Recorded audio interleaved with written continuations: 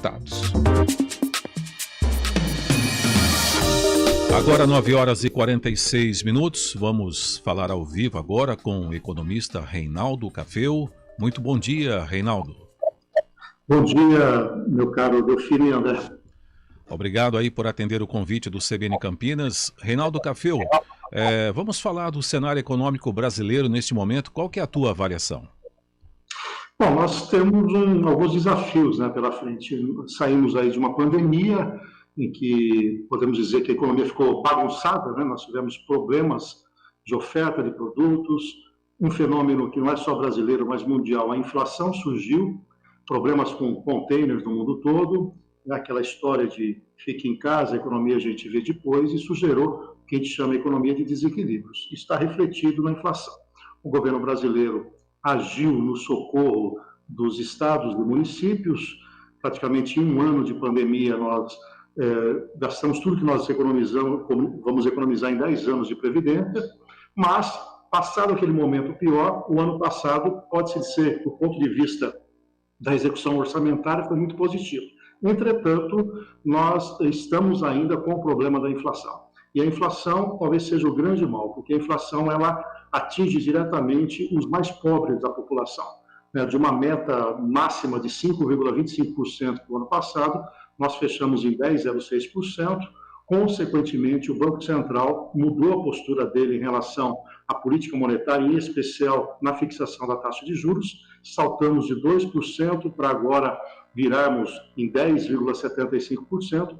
Consequentemente, você tem um impacto nas atividades econômicas, principalmente dos setores que dependem de crédito, de financiamento. Portanto, esse ano, diante de todo esse cenário, nós vamos ter um crescimento muito próximo a zero, nós vamos repetir em 2022 o mesmo PIB de 2021.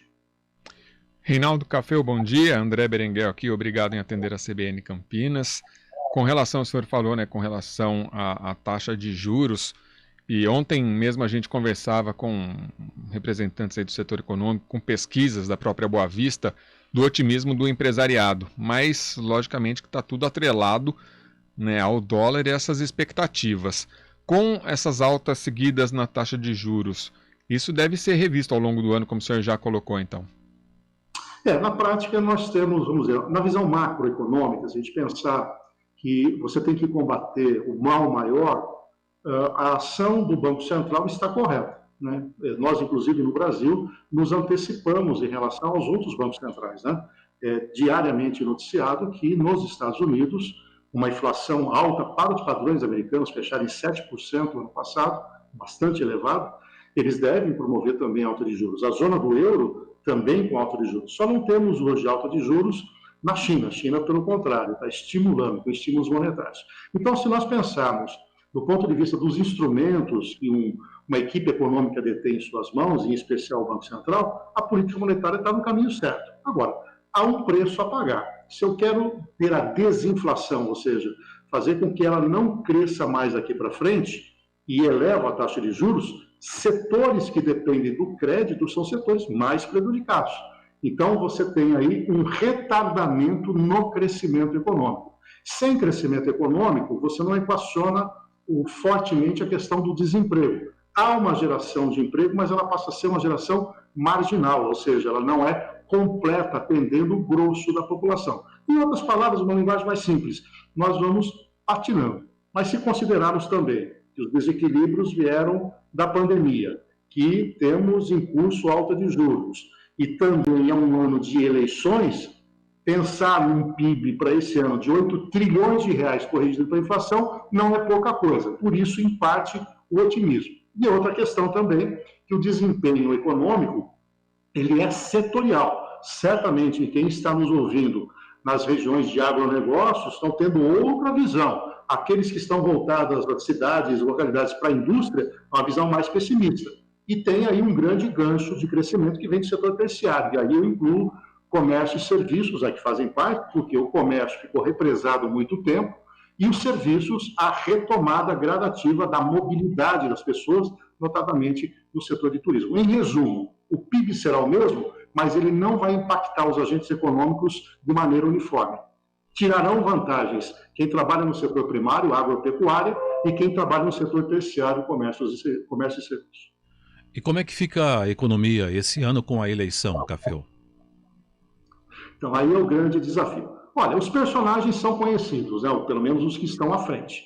Então, nós já sabemos qual é a estratégia do Bolsonaro. Muito provavelmente ele mantenha a atual pegada que ele preconizou como mais liberal, né? Se mantiver o Paulo Guedes, mesmo que o Paulo Guedes eventualmente saia, dificilmente o Bolsonaro iria fazer uma ruptura nesse modelo menos Estado, mais mercado.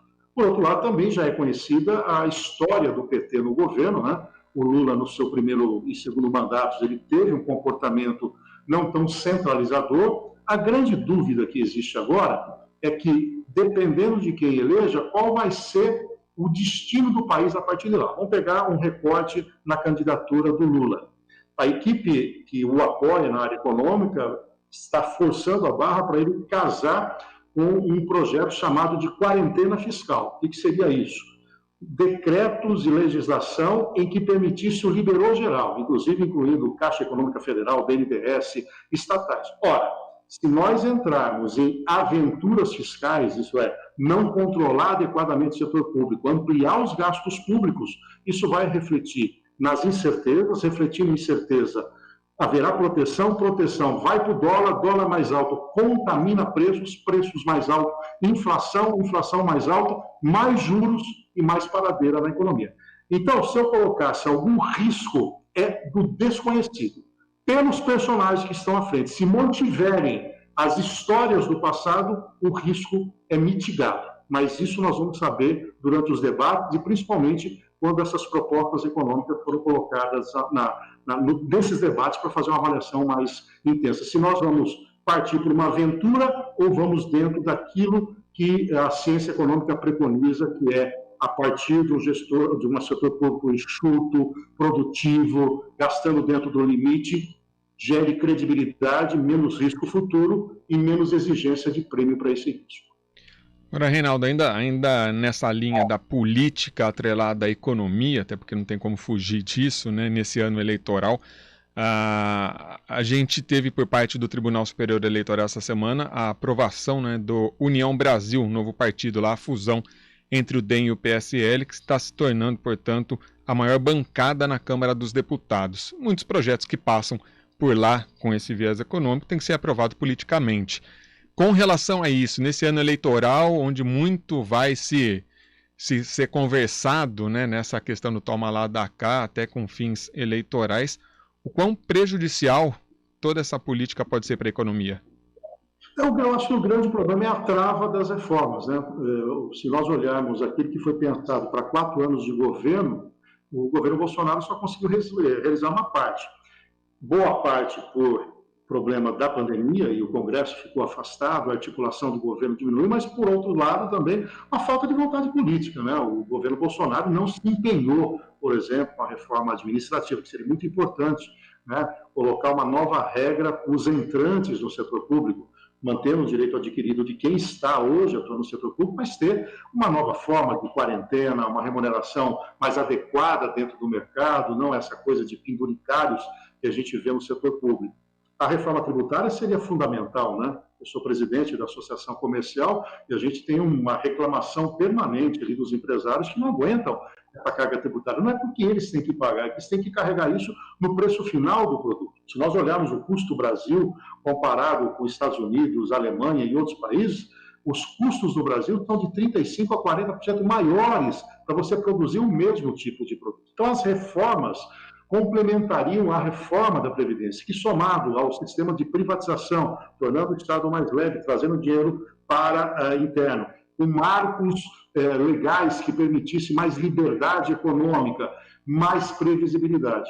Infelizmente, este cenário que traria um ambiente de negócios muito bom para o país é um cenário que eu não vislumbro que vai ser atacado esse ano. Nós sabemos que o Congresso depende muito de questões políticas, talvez uma emenda ou outra corra, mas reformas estruturantes, que é para não querer discutir, não querer gastar tempo com isso, que é até para não favorecer o candidato A ou B, dependendo do tipo de aprovação.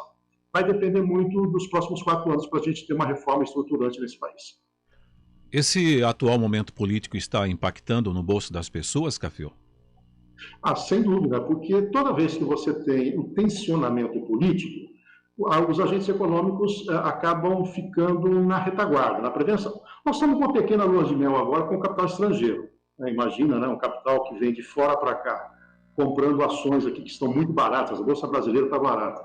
E ele, se ele não for para a Bolsa, deixar o dinheiro em renda fixa no Brasil, nos próximos 12 meses ele vai ganhar, na pior das hipóteses, 10,75%, e a inflação para os próximos 12 meses pode ser alguma coisa entre 5% e 6%, quer dizer, ele tem um ganho acima da inflação de 4, 5, 6 pontos percentuais. É óbvio que isso, de certa maneira, cria uma lua de mel. Porém, quando você tem o tensionamento político, o que os agentes econômicos menos querem, os investidores, é correr risco.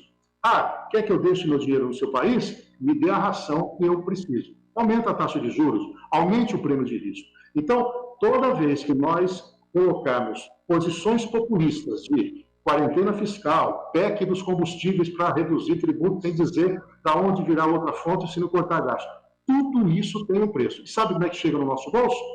Dólar mais alto, contaminação de preços, preços mais altos, inflação mais alta, juros para combater a inflação, injetamento da economia, desemprego não cai.